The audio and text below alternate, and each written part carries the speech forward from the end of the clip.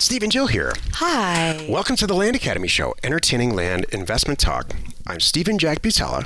And I'm Jill DeWitt, broadcasting today from beautiful, sunny, gorgeous South Lake Tahoe. Yeah. I am looking out the window at this view, Stephen, and I am just, it's breathtaking. Jill and I are on vacation, but sort of not. This is what we always do. Here we are recording on vacation. We're recording on vacation. We're having a lot of fun, and we're looking at real estate. And this has been our life since we met. Yeah. And so it turns out, this is long before we even started Land Academy, it turns out people have some fascination with this.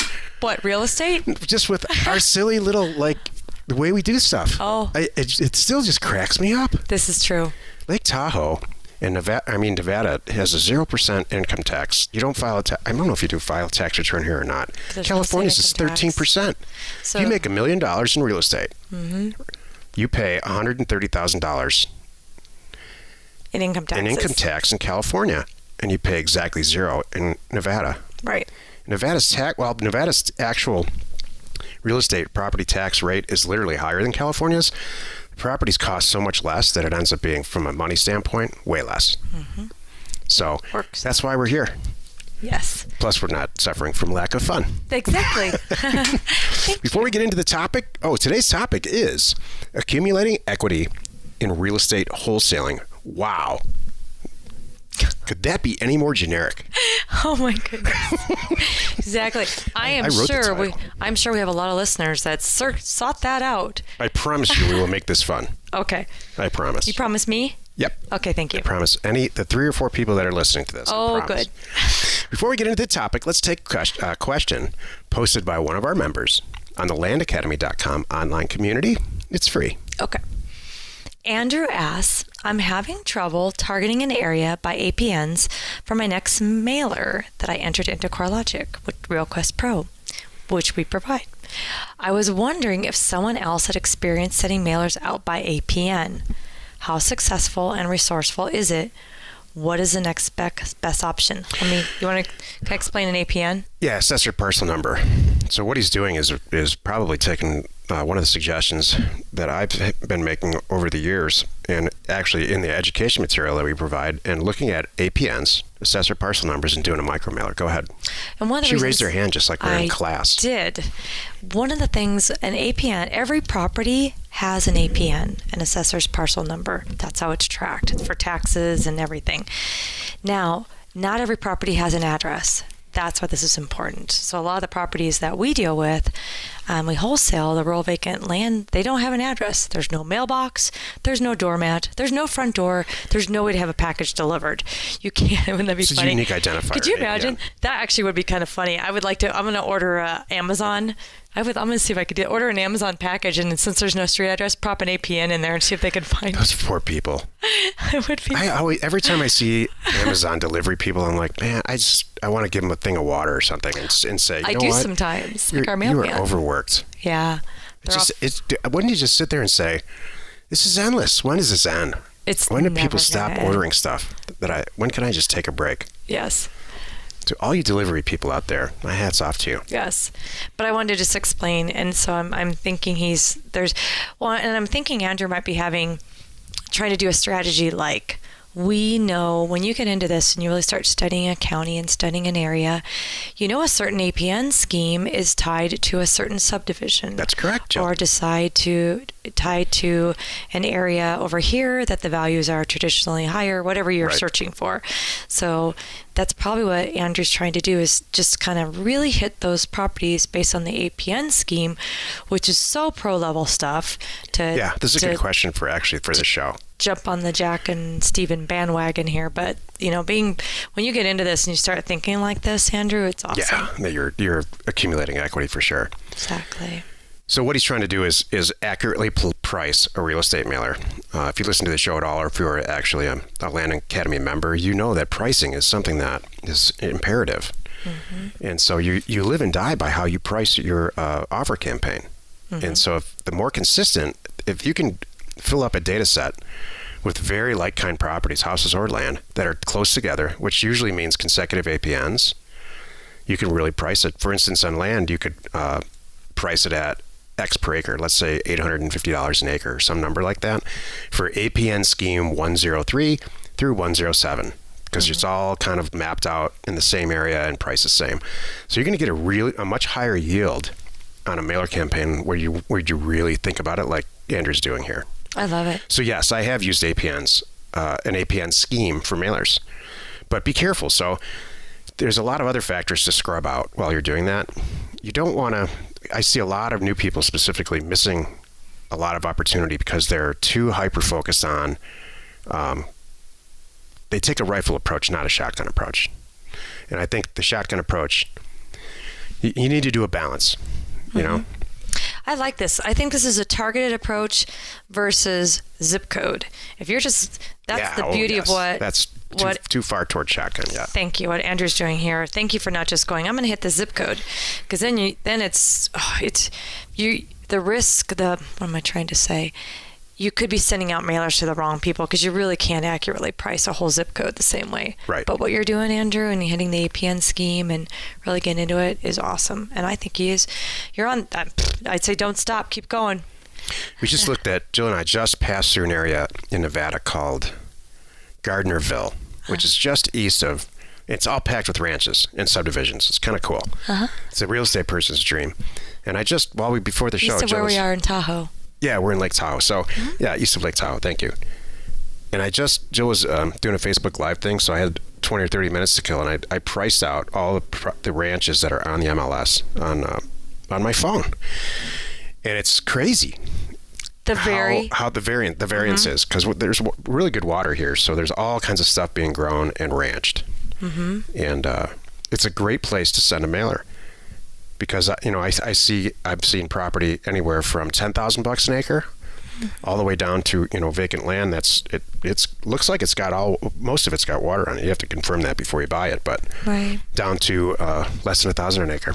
It's amazing. That's on the MLS, so that tells me if you send an offer campaign out. Oh yes. Around, I don't know. I'm not going to price it for you, but you're going to get it for half of probably the lowest price that's on the MLS.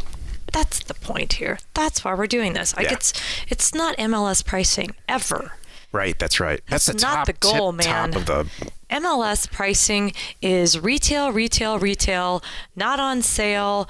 Boy, I hope some sucker pays this. That's MLS. I hate to say it, but isn't that true? Well, yeah. I mean, it's not even Walmart. It's not accurate. It's not Walmart retail. It's like Nordstrom retail. Yeah. That's what I'm saying. I mean, it's even higher than that. Oh, Nordstrom's the one that's crazy expensive. You walk in there and it's like a t-shirt's $800. Oh, you want like Neiman Marcus? Yeah, it's like Neiman Marcus What was retail. the other one? Was it Barney or whatever? Barney's. Yeah. Neiman Marcus is funny. Yeah.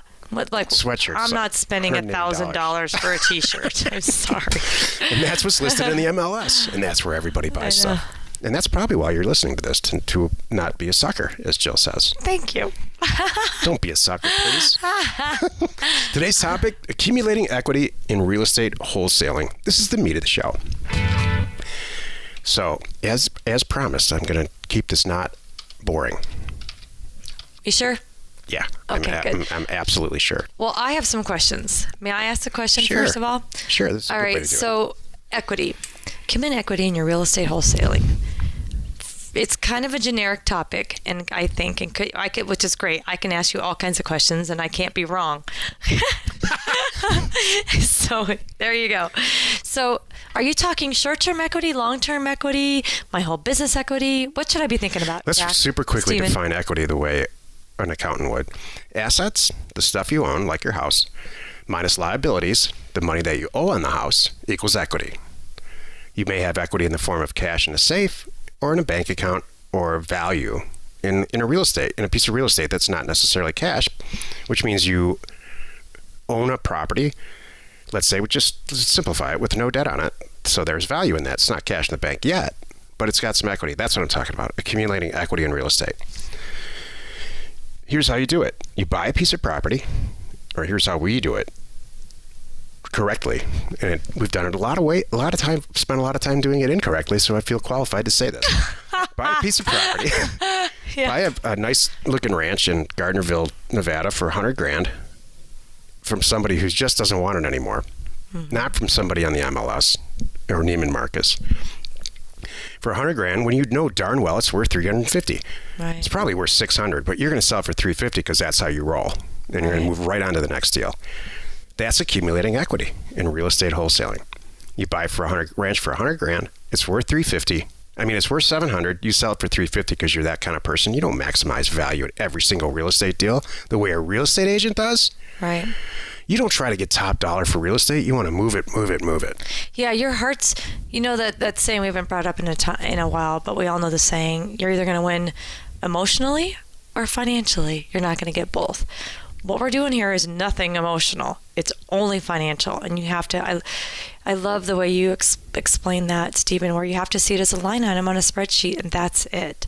And when you're purchasing it, I mean, you're running to the bank because you know what you're paying for. The minute it's in your name, you have equity. You've created positive equity because it's already worth more than you just paid. Right. So here, let's do some math on that little ranch deal in Nevada.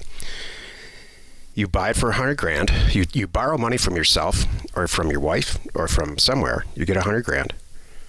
We borrow it from ourselves. We immediately sell it, usually before we even fund it, for $350,000.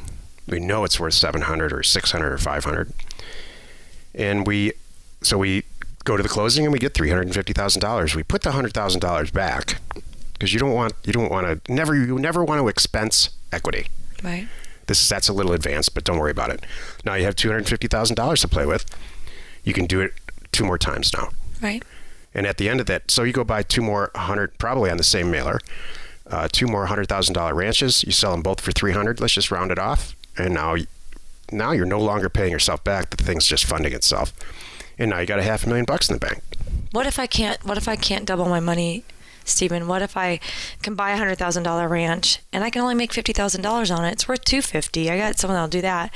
Or you know what I mean? That's fine. That's what I want to say. Sometimes we talk these big numbers, and I don't want people to get discouraged because I think you can still do well making $50,000 on a transaction. It doesn't have to be double your money. Well, it's still worth it. Here's the most recent infill lot land deal that Joe and I did, changing gears now. Thank you. Not ranches, but it's just an infill lot in Mesa, Arizona. We purchased the property for $12,500, and we immediately sold it to a buyer, a in-town buyer, back pocket that we have in our back pocket for $30,000. We more than doubled our money. Would I have sold that property for $12,900 if I knew I was going to, just, it's all cash, there's no contingencies, there's none of that malarkey that we always talk about that you don't want to get involved in?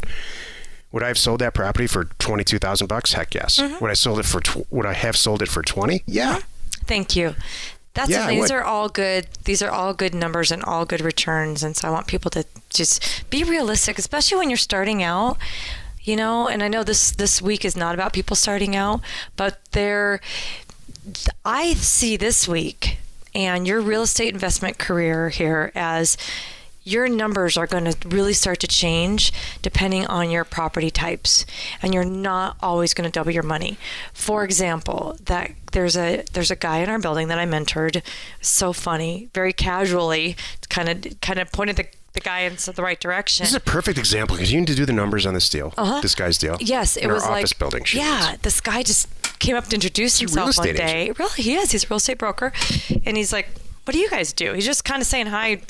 We're the new people in the building, and then we started talking. He's like, "What?" Anyway, I started to steer the guy in the right direction.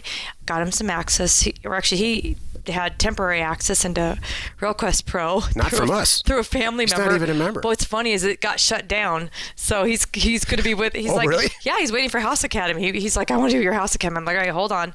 We're going to still set you up here. So it's so funny. Anyway, it was a simple little $1.1 million house worth 1.4 or 5 easy. He made $100,000 on it. Let's just call it that. It was a 1.1 purchase transaction. He sold it before it was, anything was done. He made $100,000 and he's thrilled.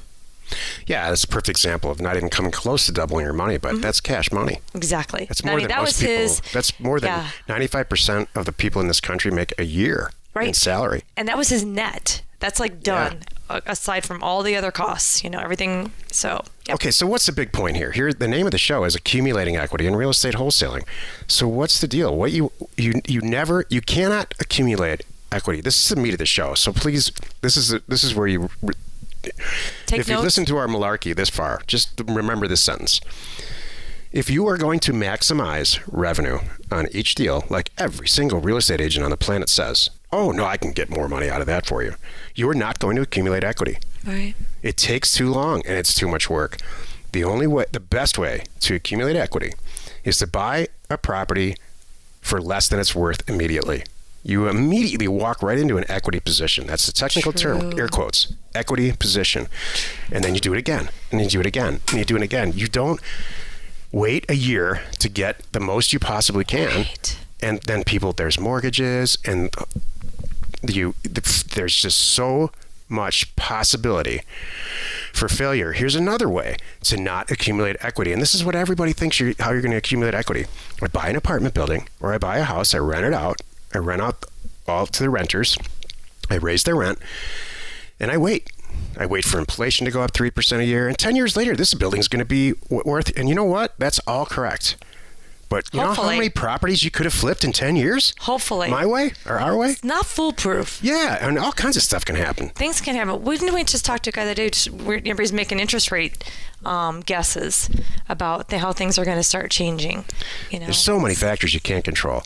It's a full-blown bird in the hand situation. You want equity today, not in 5 years. Yeah, 10 you years. want to. Plus, you're listening to the show because you're a deal junkie like us. You want to just sell it, buy it. Yeah. I'm slapping my wrist like I'm a junkie. That's going to be our new little. I'll slap your wrist. Thank you. Oh boy. On that note.